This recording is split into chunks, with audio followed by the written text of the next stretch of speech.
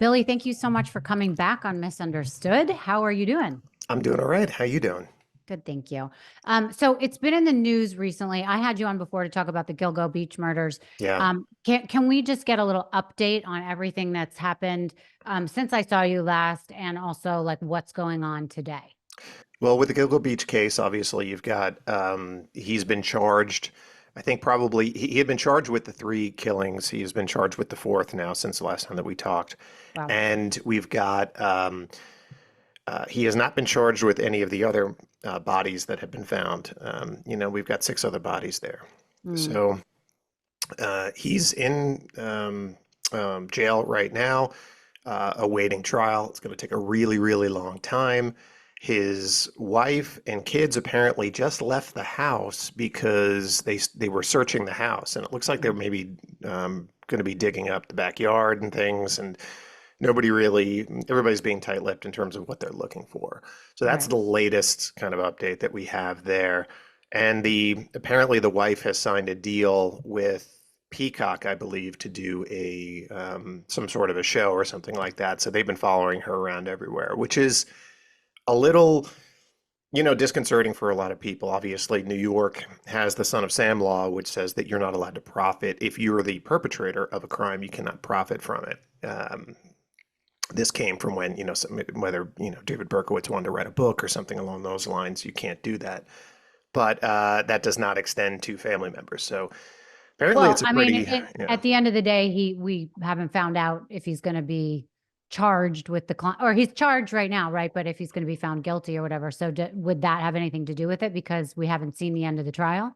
Yeah, I mean, possibly. Yeah. I mean, nobody Mhm. really wants to, obviously, I mean, if he ever want, he hasn't been talking. And if Mhm. he wanted to come out and put out a book or something like that, I'm not quite sure what the So, legal ramifications of that would be. But as far as her going, and a lot of people are upset about that, obviously, just because, this guy was living with her under her roof for right, right. years. Well, I Yeah. was reading today in the New York Post that the son, the neighbors, and I don't know about the wife, but are basically saying he didn't do this, which I think is an interesting comment because I was shocked that they would even comment about such a thing. And I was, Hmm. but also I was seeing that it is very circumstantial still. There's not hard evidence, at least that they are bringing up, and they think that the people writing the article were saying that they think that there is a way for defense attorneys to get him off. Do you have any thoughts on Well, that? there's apparently DNA that they have Mm, on from the, I believe, maybe the belt or something along those lines, which that's the way that they eventually nailed him, because they had followed him and then he ate a piece of pizza. Pizza right. is always used, by the way, because there's a lot of DNA on pizza crust. If you're a criminal, eat your crust. Don't worry about the carbs. And the um, so there's a lot of evidence there, and there's also eyewitness evidence that he was the last person seen with the last victim of the four. Was that Amber? Yeah. Uh, in he had gone over to her house Uh-huh. and had they tried to flip him or roll him and say that, oh, this is my girlfriend, get out of here, give me your money and everything. And he said he was upset, and he said, I want a freebie after this. And they said, yeah, it was a big ogre of a guy, and he drove a Chevy Avalanche. They could have solved this thing within a month. Right. And the fact that this went on for so long is really just shows how bad the Suffolk County Police Department was back then. So is their key eyewitness the boyfriend because he It was met this the dude? roommate sort of, yeah, but Okay. yes. Yeah, there was two guys there, but yeah, I Right. mean, that Well, would have the been, guy posing as the boyfriend. yeah, Right. and that's an eyewitness to say that he was in the room with her and was Mhm. upset with her and but I think the DNA evidence is the biggest. Right. Okay. Interesting.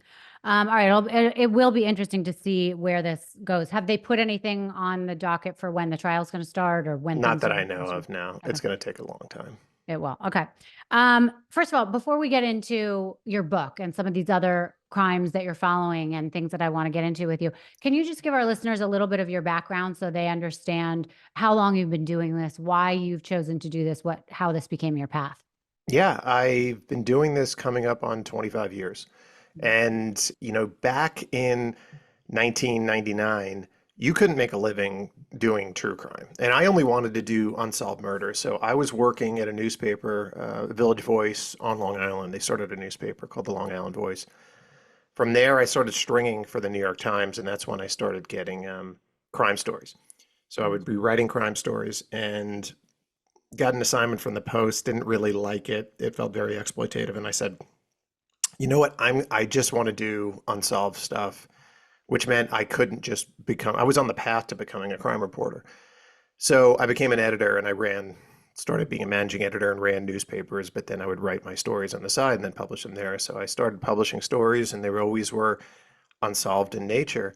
And they were, they won awards and things, but I came up with an idea on how to solve some of these, and it was using social media and using geo-targeted social media advertising to try and identify perpetrators based on grainy, video of street crimes.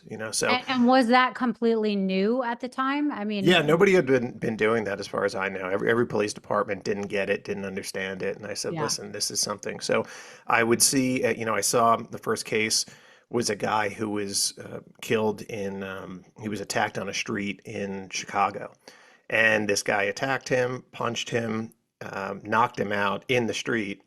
And then when people gathered around him, the guy yelled at all the people and then he left. And then 30 seconds to 45 seconds later, a cab ran over him and killed him. And they couldn't identify this person for 6 months. And I said, well, let me give it a shot.